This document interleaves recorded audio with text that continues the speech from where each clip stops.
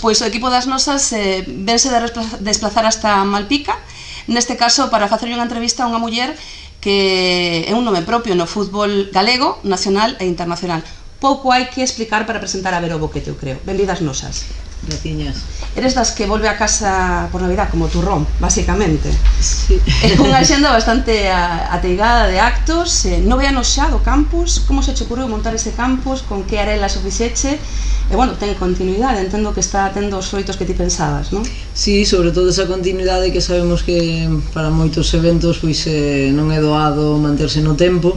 A verdade é que, bueno, para min e para todos os que formamos parte da Escola Boquete, pois é moi satisfactorio ver que continuamos aí, que tanto os pais como os nais, como os rapaces e rapazas siguen apostando por nós, e, bueno, naceu un pouquiño pois para dar un pouco de difusión tamén o deporte feminino, neste caso o fútbol feminino, e tivo pois moi boa acollida, e tamén dándolle un ámbito un poquinho máis social tamén, e bueno, pois son 3 días que sempre convivimos cos rapaces que non sei se eles van contentos, pero seguro que non, sí que vamos. Pasan os anos, sempre queremos falar con Vero Boquete porque aquí en Galicia todavía, ainda que te quede moito fútbol, eso non cabe dúbida, todavía eres o gran referente do fútbol feminino en Galicia. Non hai sucesoras para a Vero Boquete, ou a estela de Vero Boquete aínda ten tanto peso que é complicado sumar máis efectivos a esa loita común de facerse ver como futbolistas diante da opinión pública, dos xareiros. Bueno, botas en falta estar un pouco máis acompañada, digamos? No, eu penso que nos últimos anos temos pois moitas máis rapazas que están chegando aí, e temos o exemplo claro pois do Deportivo Abanca que está na primeira división. Esas xogadoras son tamén un pouco pois o referente para as máis cativas, e si que o mellor pois con respecto a outras comunidades autónomas, si que Galicia nese aspecto, sobre todo no caso do fútbol feminino, vai un pouquiño máis con atraso, pero bueno, creo que o futuro é bo, e salirán moitas Veros Boquetes, e mellor que a min seguro. Ti crees que agora mesmo o papel no deporte da muller está a ser xa igualitario, que vamos no bo camiño, que aínda queda, que... Queda moito, pero eu sí que penso que estamos no bo camiño. Creo que tamén estamos nun momento social que é pro muller, co cal tamén temos que aproveitar eso, tamén temos que aproveitar o éxito das nosas deportistas, que ao final moitas veces si che falta o éxito, pois parece que non tes tanto espacio, e a verdade é que creo que estamos no bo camiño, estamos a mudar moitas mentalidades, moitas cousas, costa, o camiño é longo, pero creo que estamos na dirección correcta. Ti crees que és feminista, ou dirías que és unha persoa con dous dedos de frente que actúa normal na vida? Bueno, que eu creo que ser feminista é ter sentido común, e ter dous dedos de frente. Creo que ser feminista, pois todos deberíamos de ser feministas, non? A palabra feminista, ás veces hai un pouco de conflicto con iso. Non se trata de que a muller este por diante, sino simplemente realmente conseguir esa igualdade como seres humanos. Creo que son moi consciente de o mesmo que traballo e busco todas as maneiras de encontrar esa igualdade. Sei que levamos unha cultura e unha historia que non nos deixou medrar durante moitos anos, e eso marca a nosa sociedade, a nosa xente. Temos que ser conscientes diso, de que vai levar máis tempo, de que se vamos xuntos iremos máis rápido, pero bueno, son positiva, e creo que estamos, como decía antes, no camiño correcto. De cando ti empezaste agora, por sorte, andivemos moito para adiante, moito no camiño da igualdade, pero cando ti te diche conta de que algo non funciona ben na sociedade, cando ti te atopas co primeiro resquicio de micromachismos ou machismos en grandes palabras na túa trayectoria como deportista, cando te diches conta que algo pasaba porque eras rapaza? Bueno, pois de moi cativa, xa con 5 ou 6 anos, cando entrei no meu primeiro equipo a xogar, había unha norma federativa que non deixaba as nenas xogar cos nenos. Xa foi a primeira vez que me din conta que me iba a topar máis barreiras fora do campo que dentro del. Ese primeiro ano eu iba a adestrar, iba aos partidos, pero non podía saltar o campo por esa norma, e polo simple feito de ser nena. Creo que dende aí ata os 15 anos xoguei cos rapaces, tiven que vivir moitas situacións e eu era consciente de que, bueno, pois que para min non iba a ser o mellor tan doado ou non doado, pero non iba a ter o mismo camiño polo feito, pois, mero de ser muller. Pero tamén creo que o meu camiño e todas as miñas experiencias fanme estar onde estou hoxe e ser como son eu. Tamén entendo que haberá un momento no que ti decides, vale, pero que eu me quero dedicar a isto. Para dedicarme a isto, España non é o sitio adecuado porque non vou acadar a profesionalidade e o recoñecemento, neste caso económico, monetario, o que me vai a encher a neveira, como digo moitas veces, non? En que momento ti tomas consciencia de que tes que coller a maleta e marchar se queres vivir disto? Bueno, xa con 17, 18 anos eu tiven que sair primeiro de Galicia porque sabía que para seguir crecendo e xogar o máximo nivel aquí no meu país, Galicia non podía continuar aquí. Entón fun a Zaragoza, dali fun a Barcelona e aí xa chega un momento no que eu son consciente de que realmente para poder estar entre as mellores do mundo, para poder ser 100% profesional e conseguir pois éxitos deportivos que eu buscaba, pois teño que sair do meu país, dou o salto aos Estados Unidos e a partir de aí sí que consigo o recoñecemento tamén a nivel internacional e empeza a miña carreira o que é a nivel internacional en diferentes países. Todavía hoxe o fútbol español é moi diferente. Me refiro sobre todo á cobertura, ao seguimento de seareiros, o que se pode atopar unha futbolista que vai xogar aos Estados Unidos, ou a Suecia, ou non sei, en Asia, que tamén tes experiencia ali, porque é grande a aposta que se está facendo en China polo fútbol, polo menos en masculino, non sei se o caso tamén en femenino. Sí, penso que ata agora sí que era así, non? Que en Estados Unidos pois hai moita máis afición nos campos, noutros países tamén tes máis espacio nos medios, tanto en televisión como na prensa escrita ou na radio, pero hai uns anos que eso comezou a mudar ou a cambiar aquí en España. Creo que nos últimos 2-3 anos o salto do fútbol feminino é moi notable, non? Creo que agora estamos pasando de ser un deporte minoritario como era antes o fútbol feminino a empezar a ser o mellor obxectivo é que sexa o deporte máis escollido polas mulleres.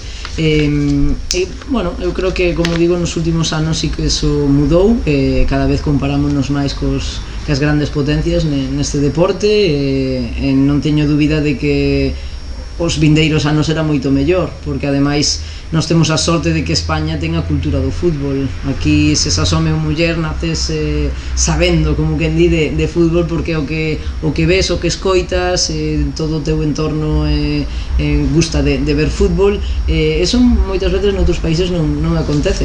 O caso de Estados Unidos é un exemplo claro, onde eu fun para poder ser profesional, onde durante moitos anos se tivo a mellor liga do mundo, onde sigue sendo pois o mellor o sitio máis recoñecido porque son campeonas do mundo da actualidade, pero esa cultura de fútbol que nós temos aquí en España eles non a teñen e sin embargo están na cúspide do seu deporte. Porque de feito ali o fútbol é cousa de rapazas.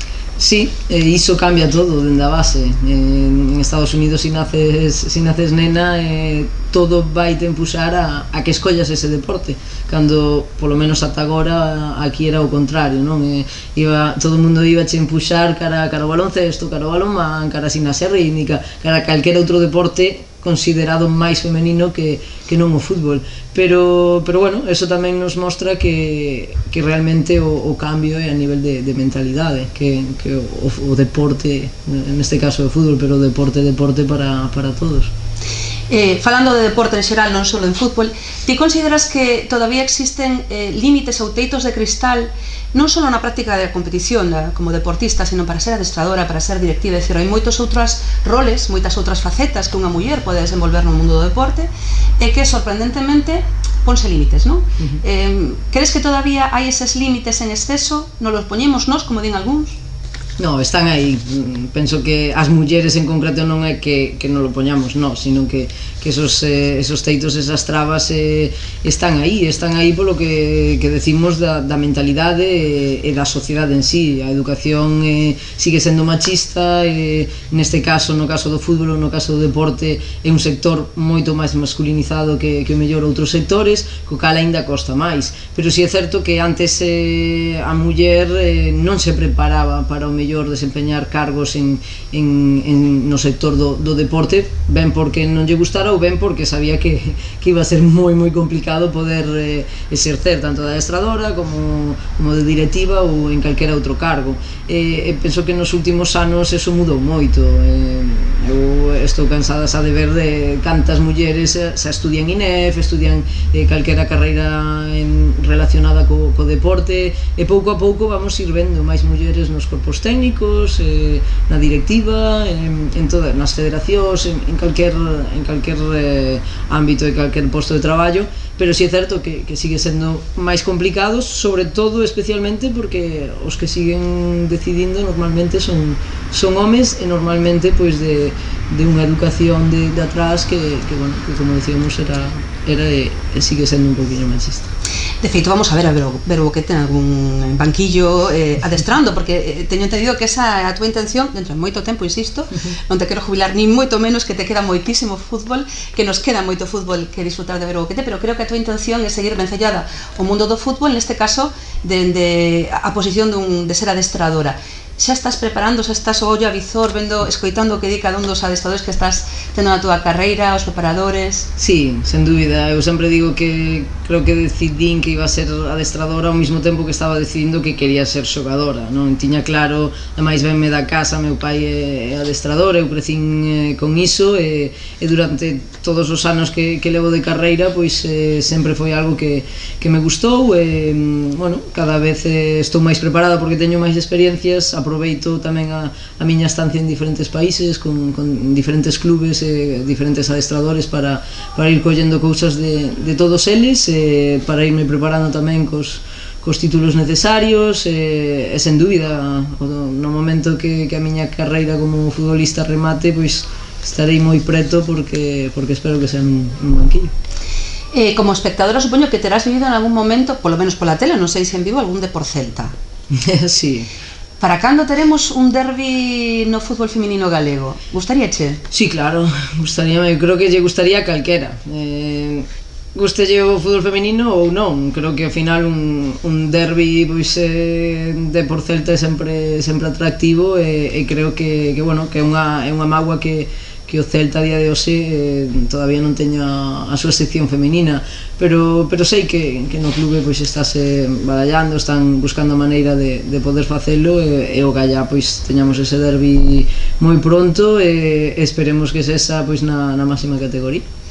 E antes falabas dese bo facer que está tendo o Depor a banca na Liga Iberdrola. Ti o sigues do equipo? Temos a Tere Abelleira aí como sucesora de Tere no futuro? Esos canos chegan a verse en internet e te dan ganas de vir aquí para xogar con ela ou contra ela? Bueno, a verdade é que eu conozco a Tere, vine a crecer, veu varios anos ao meu campus, seguina pois toda a súa evolución dende moi pequena, e para min pois é un placer vela agora pois poder despuntar neste Depor, na primeira división, e creo que tamén ela ten que ter a tranquilidade, a liberdade de ser quen queira ser, non? Ao final moitas veces compárase ou hai unhas expectativas que pódense cumplir, non cumplir, superar, pero eso vai depender de ela. É o importante que disfrute da súa carreira. Eu estaría encantada de poder xuntar camiños outra vez, igual que, como digo, tivena no meu campus, e porque non sería algo especial poder acabar xogando xuntas. Lembro que xogamos unha vez ca selección galega, e poder xogar nun mesmo equipo sería pois o mellor pechar un círculo. Fantástico, que fora tamén na selección española. Sí, eso sí que vai ser un pouco complicado. Ela ten a oportunidade, ten a carreira por diante, seguro que si sigue traballando pois terá esa chamada, para min xa vai ser un pouco complicado, pero tiven os meus anos, tiven as miñas experiencias ca selección e estou contenta e satisfeita da miña carreira ca selección española. Seguramente se foras unha one woman club como din os anglófonos, non teríamos diante a mesma Vero Boquete, non? Si ti tiveras toda a túa trayectoria nun mesmo equipo, non serías a mesma futbolista que eres agora. Con que Vero te quedarías ti de poder elixir? Moitas veces eu decía que sí que me gustaría, polo lado romántico do deporte, neste caso do fútbol, encantaríame crecer e chegar ao máximo nivel e terminar a miña carreira nun mesmo clube, pero como ben dis, sería unha xogadora e unha persoa totalmente diferente. Si boto a vista atrás, incluso agora nestas últimas etapas, todo o que me dou o viaxar, o vivir en diferentes países, coñecer diferentes competicións, diferentes ligas, adaptarme en diferentes metodoloxías, estilos. Ao final, eso foi o que me fixo crecer dentro do campo como futbolista, e despois todas esas experiencias, pois bueno, ao final adaptaste, ves cousas que outra xente non ten a oportunidade, co cal creo que me quedo ca Vero Boquete que é a que me dou todas estas experiencias, e son experiencias de vida que me fan como son. Marchache de España, tiveche todas estas experiencias, pero marchache porque en realidade aquí non tiñas a posibilidade de ser a futbolista que aspirabas a ser. Está a Liga Española xa en condicións de que, se botáramos a vista detrás, ti te tiveras quedado aquí? Posiblemente, non sei se toda a miña carreira, pero sí que gran parte dela, porque todo o que hai agora, polo menos nalgúns equipos que son máis profesionais, é o que eu marchei para buscando fora, non? Pero por outro lado, creo que igualmente a miña ambición tamén tería unha parte de estar fora, porque bueno, movinme tanto sempre por ambición deportiva, e cando consigo pois o meu obxectivo nun clube, nun país, busco outra experiencia, e se estivese en España, pois se acado os obxectivos na Liga Española, seguramente querría igualmente pois sair e buscar outros retos, non? Pero está claro que a situación da Liga Iberdrola agora é moi diferente da que tiñamos pois hai 10 anos, e bueno, eso alégrame porque ves a evolución e ves que hai un mellor futuro, e as rapazas que a día de hoxe comezan terán moitísimas máis oportunidades. Acabado de firmar un preacordo o convenio colectivo, non sei se coñeces a situación, houve unha folga, pero a veces, cando un se para a mirar de maneira obxectiva, sorprende que se tivera que chegar a unha folga mellor, non? Para falar de cousas tan sinxelas como dereito a vacacións, un salario mínimo. É suficiente este preacordo ou todavía estamos sentando unha mínima base, un alicerce para empezar a falar das cousas de verdade? Bueno, eu creo que é unha base para a partir de aí seguir crecendo.